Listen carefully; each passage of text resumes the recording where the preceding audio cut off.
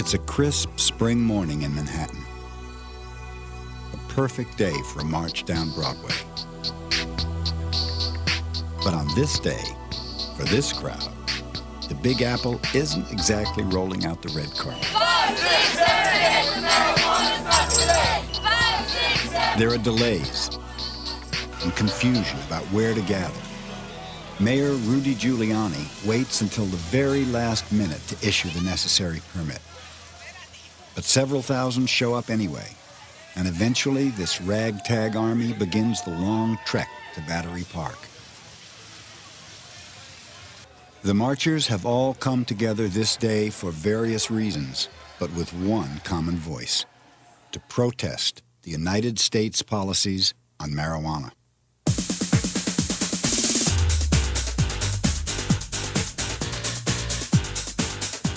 The marchers are cordially escorted by a phalanx of New York's finest. Or so it seems. Business as usual in America's war on drugs. They're not going to get rid of us that easy. For the last 30 years, a hardcore band of activists has been fighting the war on marijuana in what they see as a struggle for truth and justice. One man among them stands apart. He has been described as a cult folk hero, a boisterous rabble-rouser, a crazy man. His name is often mispronounced. He likes to say it rhymes with terror. But one thing is certain. Because of him, we enter the next millennium with a new knowledge of an ancient plant. A plant whose present-day revival was sparked by this man's 1985 best-selling book. The book revealed the lost history of the hemp plant, and in doing so, lit a fire under a legion of followers the world over. Its title is The Emperor Wears No Clothes. Its author is known as the father of today's burgeoning hemp movement. His name is Jack Herer.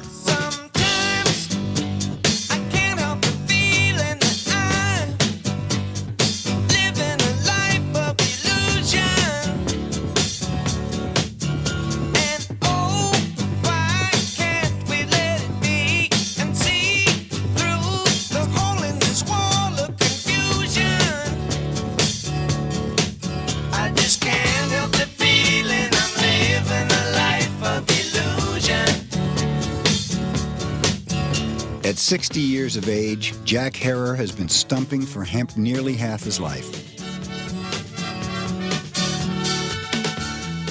It's been a long, strange, and decidedly uphill journey.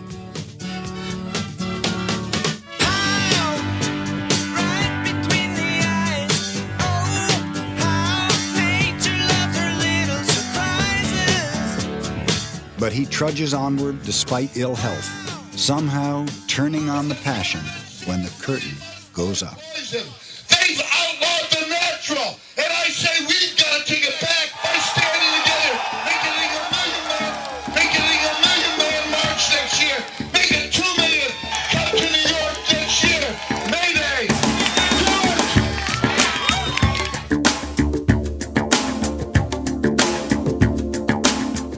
There was a time, not too many years ago, that Jack Herer's ideas about hemp were deemed irrational, extreme, off the wall. But today, those harsh judgments seem like a distant memory. Jack Herer's great genius was in introducing a broader vision of the economic value of the hemp plant. I didn't know anything about hemp or the fact that there was a movement until Jack sat me down one night. He is what you might call a force of nature. I've met several people in my lifetime who I would judge as having such fiery intensity within them that approve of them or disapprove of them, you have to acknowledge that they are forces of nature. I saw Jack as a Michiganer, a crazy man. And particularly when it came to this whole idea that hemp was going to somehow revolutionize the world and revolutionize the marijuana reform movement. And so Michiganer is the right word for Jack.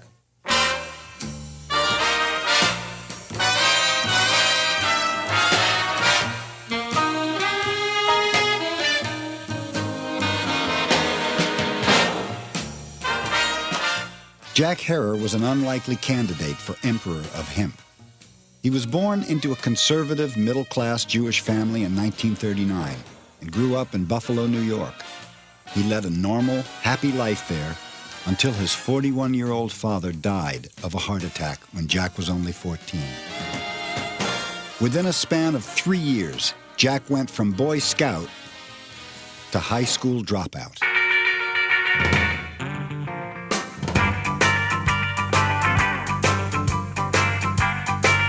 To avoid a 2-week jail term for driving after dark with a junior license, 17-year-old Jack Herer enlisted in the Army. He quickly adapted to military life. The gung-ho soldier served honorably as an MP in post-war Korea. By the mid-60s, Jack was out of the Army and back into a normal middle-class lifestyle. Wife, 3 small children, a ranch house in the San Fernando Valley in California, and a series of routine managerial jobs. Army duty had made him proud of his country. He was a Goldwater Republican. He believed in old-fashioned American values, and he supported the country's growing involvement in Vietnam.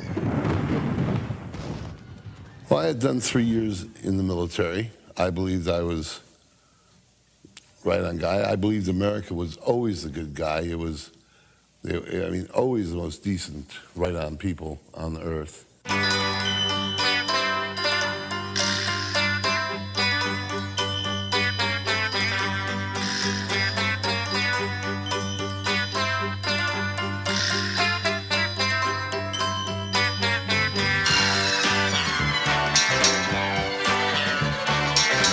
Silver in my tambourine, help a poor man build a pretty dream.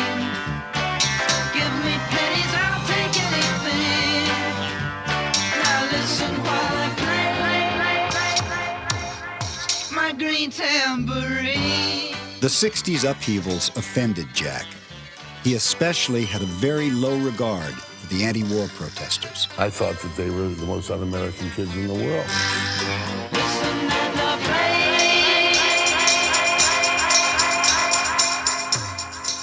And what evil spell had turned previously well-behaved, well-dressed, middle-class white kids into loathsome, rebellious hippies? To Jack and the establishment, marijuana must have had something to do with it. From the time marijuana first showed up in police blotters and newspaper headlines in the early years of the century, its use had been limited primarily to Mexican immigrants and black jazz musicians. Marijuana was hardly noticed at all until it was discovered by the white middle class in the 60s, when millions of baby boomers actually inhaled. Coincidence or not, they began burning American flags, ROTC buildings, and draft cards. Even future leaders of the free world tried marijuana back then. Jack hated marijuana for its association with the counterculture, but he also had deep-rooted personal fears deriving from the reefer madness propaganda of his youth. In the schools, they'd have this guy in a dark fedora hat, and he looked like Vincent Price, as shady as he could be, and he would be going, psst.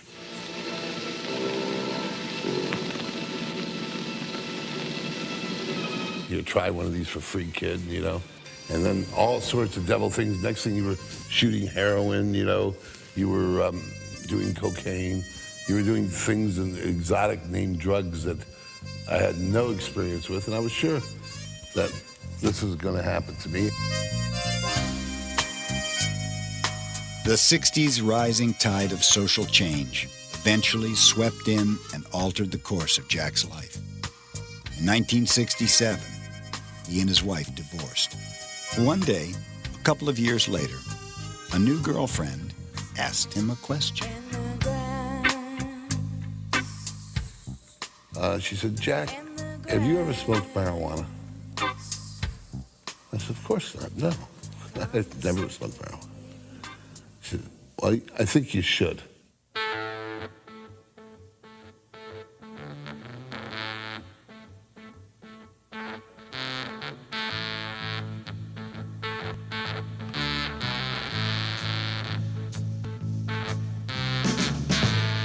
I was feeling sensations that I didn't even know a human being could experience. And I said, why is this illegal? And she said, she doesn't know. I began to hear the protesters about the war in Vietnam, and their words had real meanings, textures. They weren't just talking about, I don't want to fight because I'm a coward, which is the way I thought of it, my ignorant or brutish way before. Peace and freedom became big issues for Jack. So did the environment. But as the 70s began, the journey of Jack Herer from Goldwater Republican to Emperor of Hemp was only just beginning.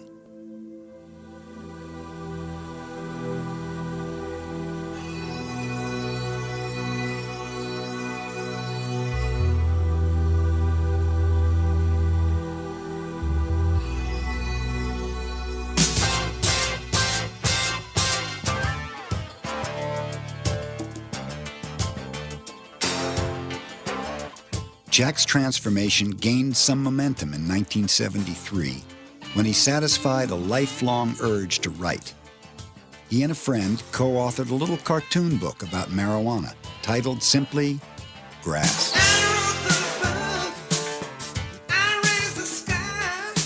Much to his surprise, Grass became an underground hit, selling about 35,000 copies. Almost overnight, Jack gained a reputation as an authority on marijuana. And now everybody thought I knew all about pot. I knew every little subtle thing. And I still didn't even know if I ran across a marijuana plant growing in a field, I wouldn't even recognize it. In the grass, in the grass, come sit with me. In the grass. Like millions of other Americans back then, Jack knew nothing of marijuana's history and had no idea that marijuana was actually hemp, the non-intoxicating but still very much illegal variety of the ancient cannabis sativa plant. But as sales of his little grass book raised his profile, strangers began to come up to him with intriguing bits of information. They come up to me and say, Mr. Herer, do you know that they used to make paper from marijuana? Some other kid would come up to me and say, do you know that they used to make all their sails and clothes out of marijuana? The idea that it had other uses, that you could make paper out of it, that you could make cloth out of it, you could make cord out of it, you could make oil, you could make medicine. Those had never occurred to Jack, and boy, did he take that idea and run with it. Jack was amazed to discover hemp's deep connection to mankind. For over 10,000 years, hemp was undeniably our most useful plant. Our ancestors depended on hemp's exceptionally strong fiber, cellulose-rich pulp, and highly nutritious seeds. The plant was cultivated and used throughout history for food, clothing, fuel and medicine, as well as for sails, rope, shelter, and paper. In colonial America, hemp was not only legal, but essential to survival. Washington planted hemp at Mount Vernon in the 1790s while he was president in an attempt to start a home industry so that the United States would not have to depend on Italy and on Russia and on England for their hemp fiber. This was just after the Revolution, and the United States was trying madly not to have to rely on foreign countries for any products. Armed with this new knowledge, Jack set out to persuade the marijuana reform movement to join him aboard his new hemp bandwagon. But to his surprise, nobody got on, not even the usual suspects. Many of us thought that Jack was perhaps too focused only on hemp. Most of us were only focused on let's stop arresting smokers, and we sort of thought the hemp issue was a secondary issue and maybe not as important, and we weren't even sure there was a constituency out there that cared about it. The message, as well as the messenger, turned people off. When he first talked about hemp, to me in particular, I was very resistant because I thought of it as being just excuse to legalize marijuana. He tended, in his enthusiasm, to overstate the case a bit.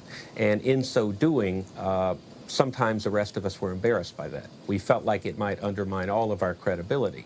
He would go on and rant about, hemp and how it was important and how he found this and found that, and I paid little or no attention to him because he has a tendency to rant and rave about a lot of things, if you know him. I suspect I'm probably one of those people that refused to return Jack's phone calls. Going to a party. Meet me on after school. Well, going to a place where the jive is really cool. There was one person who did accept Jack's ideas back then. An easygoing marijuana activist named Ed Adair could see the sense to what Jack was saying. Adair, known to everyone as Captain Ed, owned 2 popular Los Angeles head shops. I'd heard he sold 12 of the grass books. So I went over there and introduced myself, and he looked at me and he says, I've been selling the hell out of these books. But he says, are you sure you're okay you smoke pot?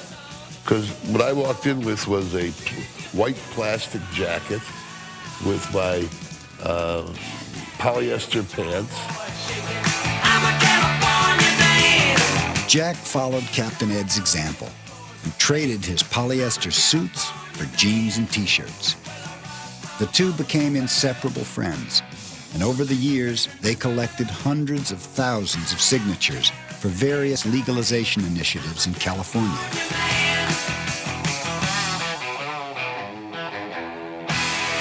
When Captain Ed and I made a pledge, it was to work every day to legalize cannabis until we were dead, it was legal, or we turned 84.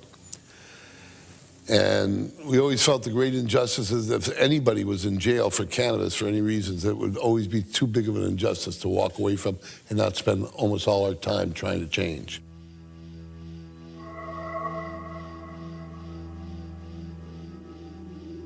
One night in 1974, Jack experienced what he describes as nothing short of a revelation. All his newfound knowledge of the hemp plant suddenly coalesced into a single, powerful vision. Hemp could actually save the world. In a flash moment, it came to him that virtually everything now made from trees and petroleum could instead be made from hemp. That not another single tree would ever have to be cut down to make paper. That clean-burning fuel would now be made from the biomass of the abundant hemp plant. This new fuel would run cars, factories, power plants, and would even provide heat for our homes. That hemp could be grown and processed into cloth and paper with only a fraction of the toxic chemicals used in processing cotton and trees. Jack pictured a world saved from pollution, acid rain, global warming, and deforestation. Well, just about everybody assumed that Jack had gone completely mad. And my own kids thought, Dad, you've gone overboard. I mean, you're doing this marijuana legalization now for 3 years, and now you've gone overboard. Normal felt the same way. You could tell people that marijuana is going to save the world. With no self-respecting person will come to the marijuana movement. They'll think they're getting involved with a nut like you. All the world over so easy to see. People everywhere just wanna be free. Listen, please listen, that's the way it should be. Peace in the valley, people got to be free. Thick-skinned and unrelenting, Jack ignored the naysayers and stuck to his guns. Late in 1979, he and Captain Ed opened the nation's first hemp store, an outdoor stand famous to this day, where else but Venice Beach, California. Overnight, Jack became a boardwalk fixture, the hemp merchant of Venice, a man of hempen cloth preaching the gospel. He's interested in saving the damned world and informing everyone he knows about hemp. He wears it on his body. He can't stop to buy a hot dog without starting to spread the news. He's been doing this continually. Now, when a guy like this is more like an Armenian rug merchant on the Lower East Side or something. You know what I mean? He's straight off the Bowery. He's a working class guy. As the 80s began and the country braced itself for an official policy of zero tolerance toward marijuana, Jack was about to have a close encounter with the 40th President of the United States.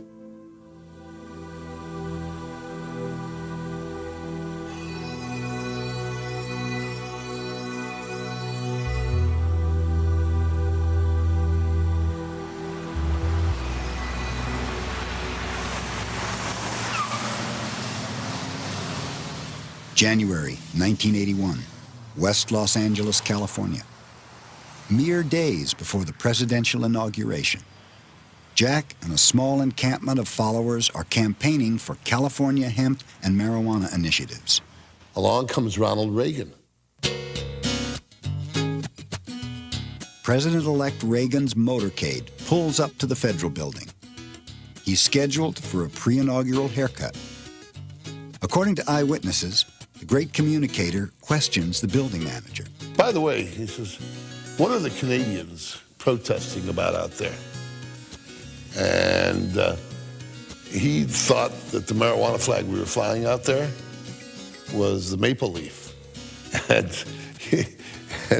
the guy that's the manager of the office of the building, he says, well, they're not Canadians, those are marijuana protesters. And Reagan says, well, isn't there something you can do about that? Well, we've taken them to court and they've won. Well, I'll be on duty in 5 days. I'll see what I can do for you.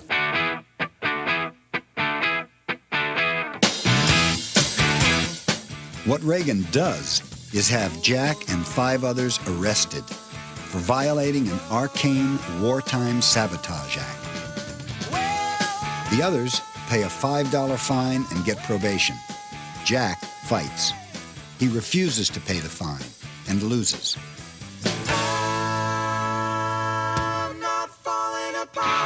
His appeal is unsuccessful. The United States Supreme Court refuses to hear the case. So on July 14th, 1983, Jack reports to federal prison at Terminal Island, California. There was a lot of bank robbers in federal prison in 1983. And what are you in here for? I was registering voters after dark on federal property.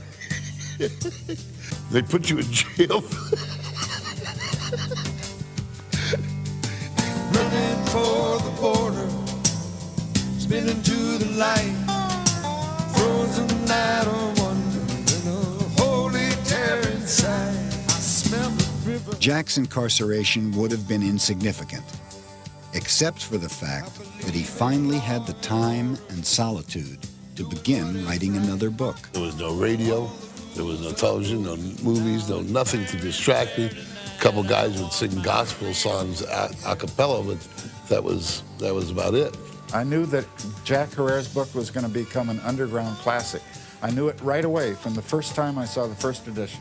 People opened that book and said, you can make food out of hemp seed oil, you can burn it in a lamp, you can make rope, you can make parachute cordage and tie your shoes, and the Constitution was really printed on hemp paper. I mean, people love that.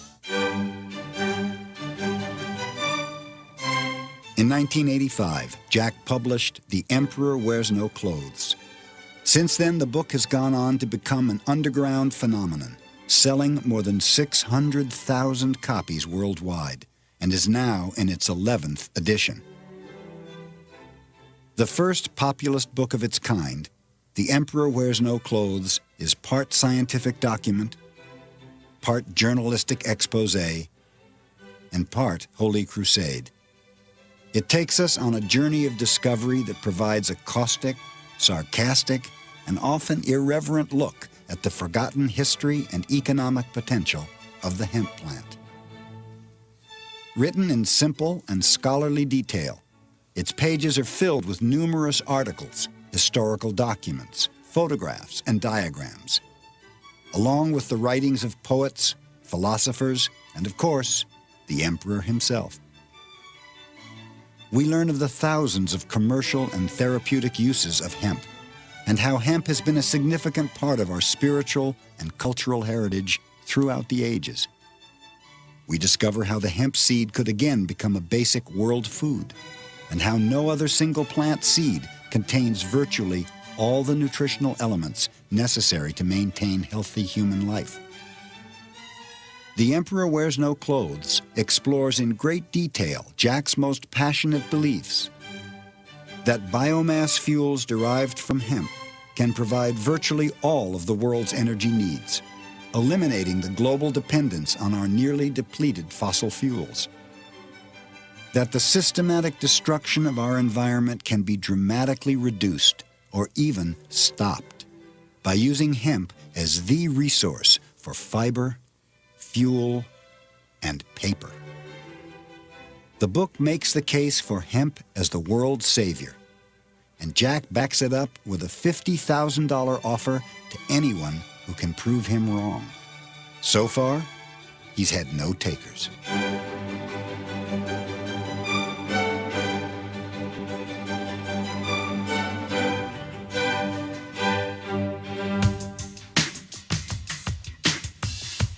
The book also takes us on a journey of the bizarre, the curious origin of marijuana prohibition. Only in the 20th century did the ancient hemp plant become a frightening new drug. The Mexican slang word, marijuana, was unknown to most Americans until it began appearing in newspaper headlines early in the century. Marijuana horror stories, works of pure fiction, were staples of the sensationalistic newspapers owned by William Randolph Hearst. But even respectable papers printed outrageous tales. Although this story would be relegated to the tabloids today, it was fit to print in the distinguished New York Times on July 6, 1927. A Mexican woman and her 4 children are driven insane by marijuana, the New York Times reported. It went on to say that neighbors rushed to the house to find the entire family insane. It is convinced that he is hopelessly and incurably insane, a condition caused by the drug marijuana to which he was addicted. It is recommended, Your Honor, that the defendant be placed at an institution for the criminally insane for the rest of his natural life. The next tragedy may be that of your daughter, or your son, or yours, or yours, or yours. When driving down the road and the sheriff smells your load, you better make it to the woods if you can. Although alcohol prohibition required a constitutional amendment, marijuana prohibition was brought about by a single federal law, the Marijuana Tax Act of 1937. The driving force behind this law was Harry J. Anslinger, America's first drug czar.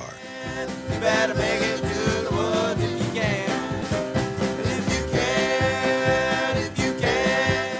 Anslinger was the government's expert witness during 1937 congressional hearings on the proposed Marijuana Tax Act.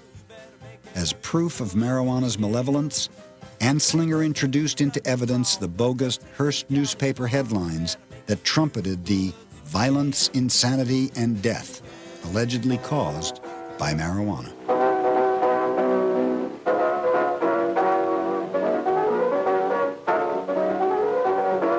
In 1937, when the Marijuana Tax Act was established, there were no data of any sort, much less scientific, about whether this compound was harmful or not. There was just evidence it was being used by people whom we distrusted and feared, and that it was associated with lower class people. You go back and read the record in Congress, it's amazing the lack of information. There were literally questions by members of Congress saying, what is this marijuana? Is it a narcotic or what is it? And there would be a sentence, someone would stand up and say, oh, it's the most dangerous new drug coming down the pipe. In terms of what Congress knew in 1937, they didn't know any of that history. The only history that they were given was all these cock and bull stories about how it made people crazy and they went out and killed people under the influence of marijuana. The Tax Act was built on lies, and I think it's outrageous that we have legislation that still exists today it was based on lies. Despite opposition by the American Medical Association, Congress passed the law unanimously after debating for a grand total of 90 seconds. President Franklin D. Roosevelt signed it into law on August 3, 1937. Theoretically, the new law did not actually prohibit marijuana and hemp. Only a constitutional amendment could do that. But by imposing prohibitive taxes and mountains of red tape, it made cultivation, processing, sales, and any use of the hemp plant whatsoever virtually impossible. Technically, farmers could still legally grow a hemp plant like this one, but only if they could somehow grow it without the leaves and flowers. This law is still in effect today. The full reasons behind marijuana prohibition are still being debated. Some experts think racism played a part. So that when poor people, immigrants, take the drugs, we're afraid they're going to rise up, smite, steal, and take the white women. And so we outlaw the drugs because of our fears over that. Others think Harry Anslinger was motivated by ambition and power. A great deal of the reason that marijuana was prohibited was because of self-aggrandizement at the federal level, especially with Harry Anslinger wanting to be the J. Edgar Hoover of his own agency. Jack sees darker motives. His book alleges a high-level conspiracy revolving around Anslinger, Treasury Secretary Andrew Mellon, the DuPont Chemical Company, and hemp.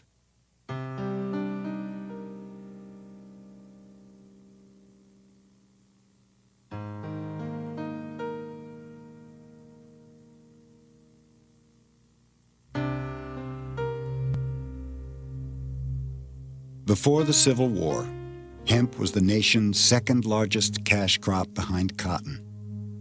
But while cotton could be processed by machine, slaves were the only cost-effective way to separate the tough hemp fiber from the pulpy core that was used to make paper. When slavery ended after the war, the hemp industry went into decline. The death knell was sounded in the late 1800s when paper makers converted to tree-based pulp. It meant that you could chop down a forest a lot cheaper than you could pay laborers to manufacture hemp fiber for paper. Jack hangs his conspiracy angle on events that happened simultaneously with marijuana prohibition. Coincidence number one.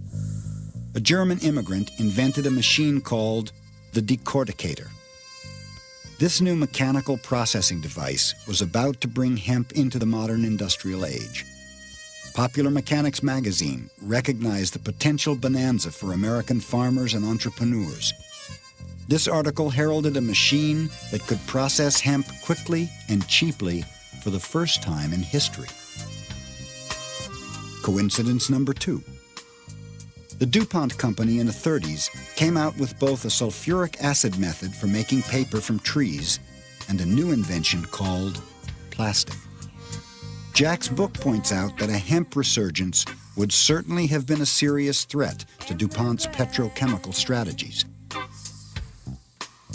And finally, there's millionaire financier Andrew Mellon. Mellon was Anslinger's boss, Harry's wife's uncle, and DuPont's banker. Coincidences number 3, 4, and 5. Don't smoke all of my grass.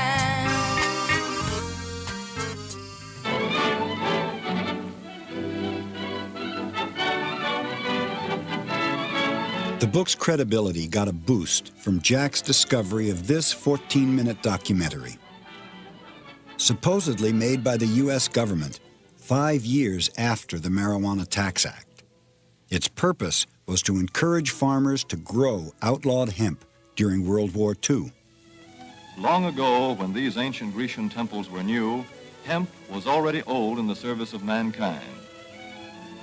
For thousands of years even then, this plant had been grown for cordage and coarse cloth in China and elsewhere in the East.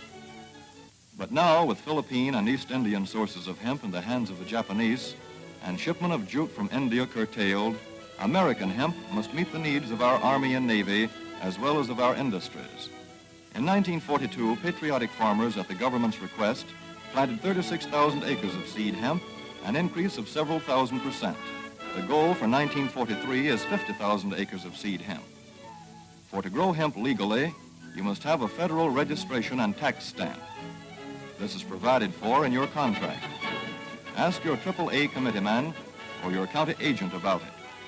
Don't forget, Jack often staged public showings of Hemp for Victory to validate his history of the plant. He also used the film as an example of government deception and hypocrisy. But he was stunned one day in 1988 to get a call from a newspaper reporter questioning the authenticity of the film. Well, Mr. Hara, we went out to check the information, and we found nobody that would corroborate your story, that this movie was even ever made. You said this movie was made by the United States government, this movie Hemp for Victory, that if there would be any evidence that the government ever made such a film, it would be in the Library of Congress, it would be in the Department of Agriculture. It is in neither place. His reputation on the line, Jack and his friends went on an excursion to Washington, D.C.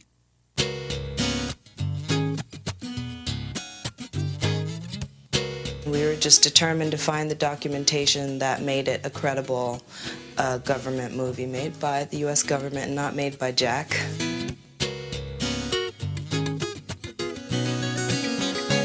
We didn't see it as detective work. We just saw it as we were on a mission. We're on a mission from God. Many others before Jack had searched the Library of Congress for proof of the documentary's existence and found none. In a day of digging, Jack ran into the same lack of evidence. After deciding to give up, we decided to give it one more try. In a dusty old book, hidden among clutter in a back room, they found it. The official Library of Congress documentation. Indeed, the film had been made by the U.S. Department of Agriculture. Hemp for Victory.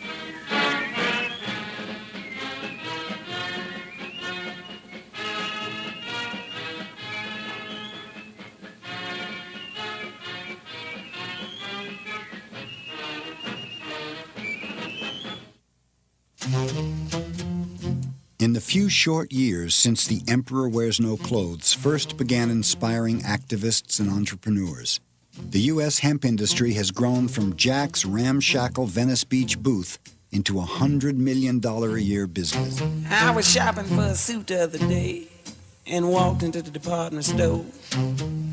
Stepped on the elevator and told the girl, dry goods flow. When I got off, a salesman come up to me. He said, now what can I do for you? I said, well, go in there and show me all in sport clothes, like you supposed to. He said, well, sure, come on in, buddy, and dig these fabrics we got laid out on the shelf. He said, pick yourself out one, try it on, stand in the mirror and dig yourself. The world's getting this information. It's coming out on billboards. It's coming out on companies all over, everywhere. As hemp gained mainstream acceptance in the 90s, so did Jack. His critics became allies.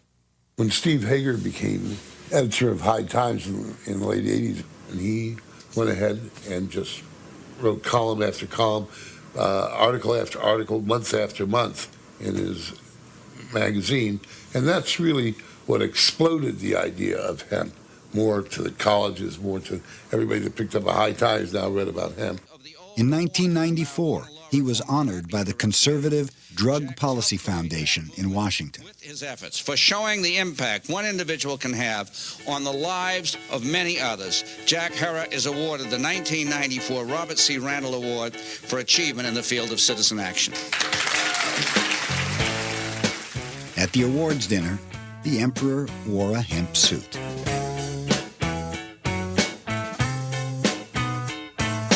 Leaning on a tree trunk, thinking all the same junk, falling in and out of a dream. stream. Back and forth I'm swaying, I'm contemplating staying, laying in. But nothing vindicated Jack more than a 1992 Lifetime Achievement Award from his longtime adversary, Normal. How do I calm myself at times like these? I need a simple kind of lovely, and the thought is just a novelty. From a nemesis to a prophet, I think is the way to look at it. He was a bother and troublesome until he began to realize he had really discovered very important aspect of why it is that marijuana should be reconsidered and why the illegality of it is so preposterous and unfair. I think that Jack's place in the history of anti-prohibition movement is going to be secured by the simple fact that he, despite everybody's criticisms, everybody thinking he was crazy, that he had the persistence and the temerity to simply keep going on and saying the truth over and over and over again, no matter, it sometimes seems like you have to say the truth many times before anybody hears it. The Emperor Wears No Clothes is a book that's had an enormous impact in this country on awakening millions of Americans to the fact that the marijuana laws are wrong, that they're based on false premises, that they're racial in nature, and that we need to change them. I don't know anyone who's had as much impact as Jack has.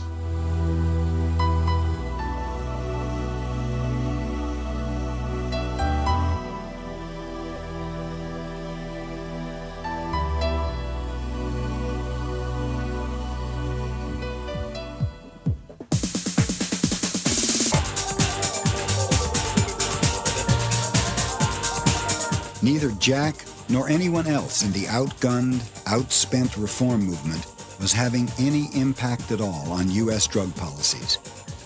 In the last years of the 20th century, incredibly, America was the only industrialized nation that still forbid hemp farming, forcing the U.S. hemp industry to import all its raw material.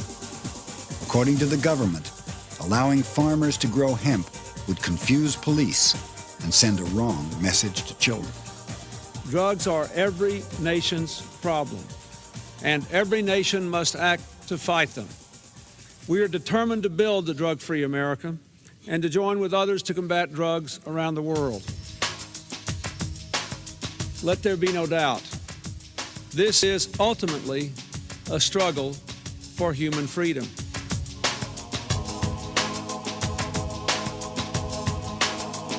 In the 90s, the federal government escalated the war on marijuana, spending a record amount of money to arrest a record number of Americans, most for simple possession. Since Prohibition began in 1937, upwards of 70 million Americans have tried marijuana at least once. A staggering 11 million of them have been arrested.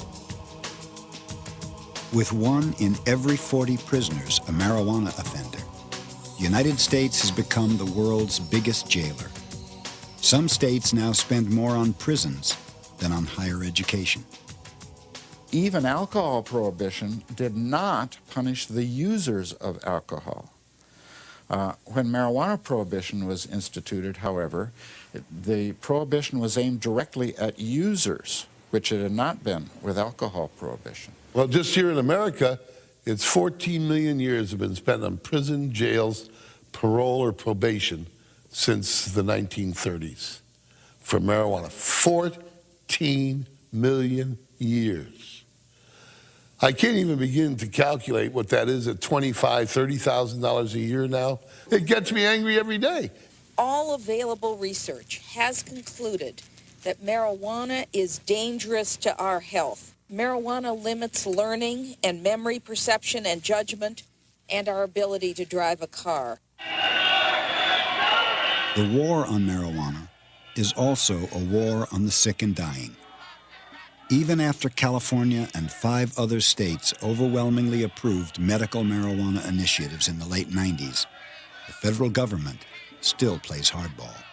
Despite these initiatives, we want to make clear that federal law still applies, and federal officials will continue to apply the law, and DEA officials will review cases, as they have, to determine whether to revoke the registration of any physician who recommends or prescribes so-called Schedule I controlled substances. This is not a medical initiative. This is a legalization of drugs issue. The federal government, by classifying marijuana in Schedule I, is saying that it has no medical uses, which is a bald-faced lie because it has 10,000 years in every culture of medical use. United States policy to the contrary, cannabis has long been esteemed as a safe, effective, and non-addicting medicine. For thousands of years, it was prescribed by the greatest physicians of their day. It was used for dozens of conditions ranging from migraines, chronic pain, and asthma, to childbirth, muscle spasms, and even depression.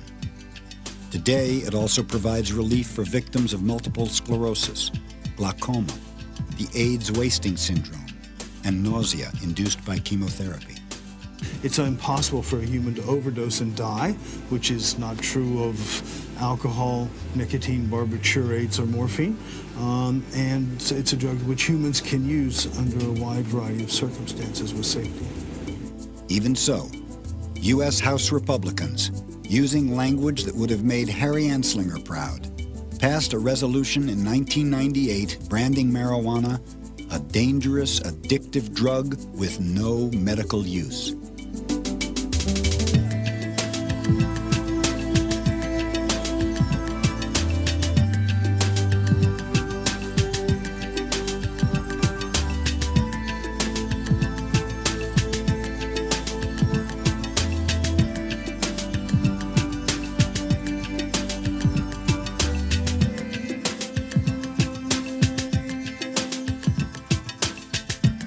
They don't care if marijuana is the only drug that can alleviate your pain and suffering so that you can live longer, so that you can take your chemotherapy, so that you have a reasonable quality of life.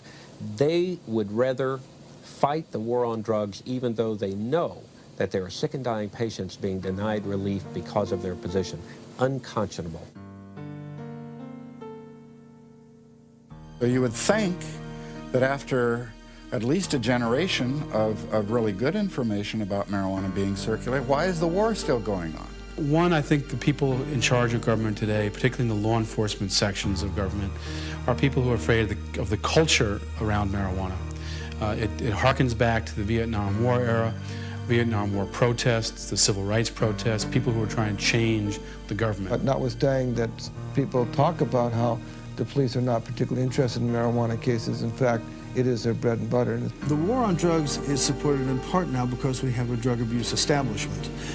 Every place I turn and talk to somebody about what he or she does, he's in drug abuse treatment, drug abuse prevention, drug abuse education, urine testing, interdiction. He's a policeman, an undercover investigator, a jail builder, a jail keeper. I sometimes think there's nobody left in the United States except a few of us and all the people who are making their living fighting the war on drugs. They used to call us the land of the free, and now they call us the land of the pea, where you have to pee to be tested to be free. What a crock. All you have to do is say the word drugs, and you can change the Constitution so that it's meaningless. You can search people's homes without valid cause. You can seize people's property without valid cause. You can seize people's lives and destroy families. They talk about family values. How many thousands of families have been destroyed by these vicious laws? Not another medicine, not another drug on this planet that nobody has ever died from. Nobody has ever died from marijuana that wasn't shot by a cop.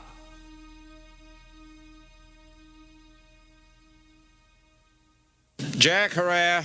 Have I pronounced it correctly, Jack? Herer. Herer. Okay. Jack Herer. Jack Herer. Jack Herer. Jack Herer. This to Jack Herer. We're gonna put on Jack Herer. Hemp. Once a captain Dan tell me a story about this lovely girl whose name was Jane. cult acclaim has not made Jack a household name, nor does he live like an emperor. Most of his income from book sales goes to finance his causes, not his lifestyle. When he's not on the road for weeks at a time campaigning for hemp and medical marijuana, Jack lives and works in this small, cramped apartment in Van Nuys, California. Harry Anslinger. Harry. Jack is a cultural icon. He is probably as well known as anyone who's ever had an opinion to offer on this subject. He is better known than probably anyone else who works on the marijuana law reform issue. He is a phenomenon that's been very positive. Uneasy rests the crown on he who would save the world.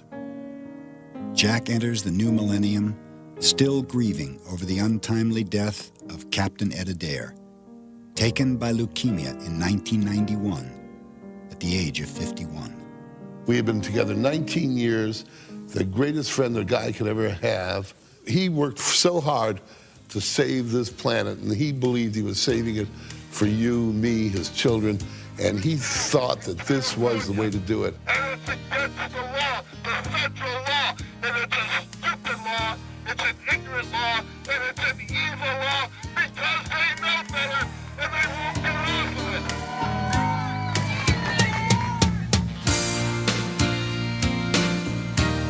Captain Ed and I planned was to get out and teach this information. Eventually we would get a cadre of believers, and eventually they would go out and teach the world. And now we know that we've succeeded. And now we understand so much about the man. He's not insane, he is not crazy. He's not the devil in disguise. So listen closely to the winds of change and see the world, see the world, oh see the world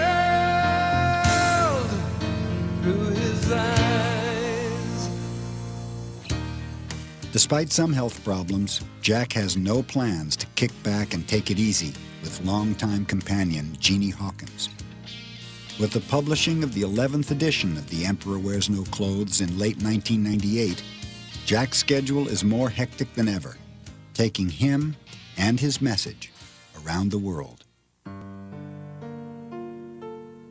Jack is haunted, however, by the hard, cold facts of prohibition. Despite its undeniable potential as the natural, renewable alternative to a synthetic world, the hemp plant, by federal law, still cannot be cultivated in the United States. Despite increasing public and scientific support, the medical use of marijuana still remains illegal. And despite the enormous cost in money and human lives, millions of people are still being arrested for possessing a therapeutic substance revered by our ancestors. This is the reality of America's war on a plant, a war born of commerce and greed, an endless war. And so the fight goes on and on. I don't know if hemp's going to save the world, but I'll tell you this, it's the only thing that can.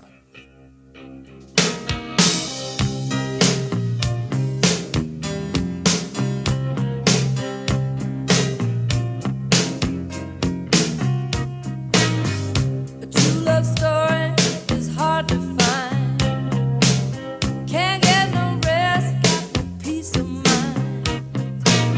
You say you gave your heart to me. You put me down, set me free. This is a model of the USS Constitution, what we call Old Ironsides, which became famous during the War of 1812. Conestoga wagons and the wagons that went west were covered with hempen canvas. Size deadly, always takes you by surprise. Said you were the only one. The Constitution had 60 tons of hemp on it. The sails, the ropes, the flags, the books, the Bibles, the maps. The word canvas is just the Dutch pronunciation of cannabis. Everybody said you was deadly. Yes, you know you always was deadly. The sealant between the loose and green beams was all oakum made from hemp. Canvas sails were cannabis sails. Canvas-covered wagons were cannabis-covered wagons. But I tried and tried, but you just can't get enough. 11 acres of farms had to be growing in constant production every year for nothing else than the hemp. It took 3,600 man-hours to make the sails and the ropes for this ship each year. And they went along, and all the oil on the wheels was always made with hemp seed oil because they didn't have any petroleum oil. And they never had a better oil than hemp seed oil. And I just thought I'd be a wise guy a little bit, but a nice wise guy. And I said, you know what those sails were made of? And he says, nylon. I said, no. I said, no, I mean, not 20 years ago, 10 years ago. I'm talking about 1812. What were the sails made of? He said, nylon.